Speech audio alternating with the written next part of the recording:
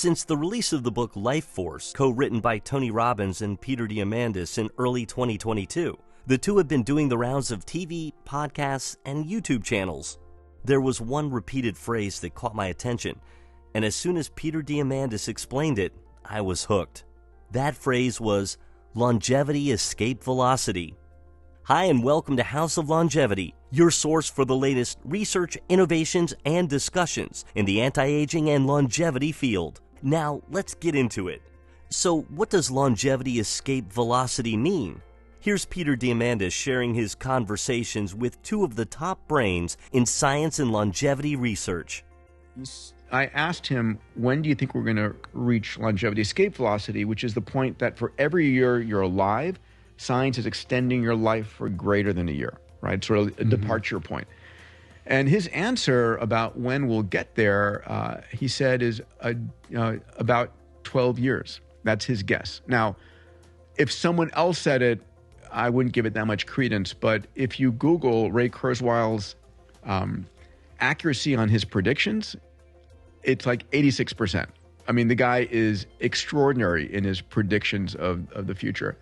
And then I was in a conversation with George Church, who I also write about extensively in the book. And I asked George, when do you think we're going to, George is a professor of genomics at Harvard Medical School. And George said, within the next 15 years. To use a phrase from one of Ray's books, Fantastic Voyage, it's living long enough to live forever. And I remember thinking it's either going to be a hardware problem or a software problem, and we're going to have the tools to fix that. And I think we're on the precipice of that. This concept attracted enough attention for someone to create a Wikipedia page for it. In the life extension movement, longevity escape velocity, LEV, or actuarial escape velocity, is a hypothetical situation in which one's remaining life expectancy, not life expectancy at birth, is extended longer than the time that is passing. For example, in a given year in which longevity escape velocity would be maintained, technological advances would increase people's remaining life expectancy more than the year that just went by. A little further down the page, it says the term was coined by Aubrey de Grey in a 2004 paper, although he used actuarial escape velocity.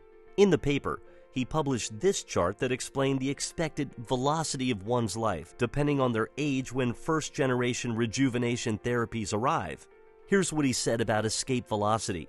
The escape velocity cusp is closer than you might guess. Since we are already so long-lived, even a 30% increase in healthy lifespan will give the first beneficiaries of rejuvenation therapies another 20 years to benefit from second-generation therapies that would give another 30%, and so on. Thus, if first-generation rejuvenation therapies were universally available, and this progress in developing rejuvenation therapy could be indefinitely maintained, these advances would put us beyond AEV, actuarial escape velocity. But here's my favorite part. Quantitatively, what this means is that if a 10% per year decline of mortality rates at all ages is achieved and sustained indefinitely, then the first 1,000-year-old is probably only 5 to 10 years younger than the first 150-year-old.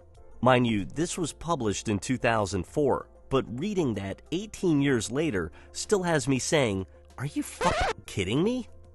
And here's Dr. Chris Verberg getting a little deeper into what he believes we're going to see. And that way you could really theoretically punch through that ceiling, that biological ceiling of 120 years and reach much, much higher lifespans. And some scientists or philosophers speculate that we will go to a future where people become ageless. So they will perhaps be 150 years old and they look like 40 years old or 30 years old, or at least people looking who are 90 years old and still look 40. So that's why I think we will push through that plateau of 120 years. And I think it's very likely billions of dollars are being invested in treatments to reverse aging.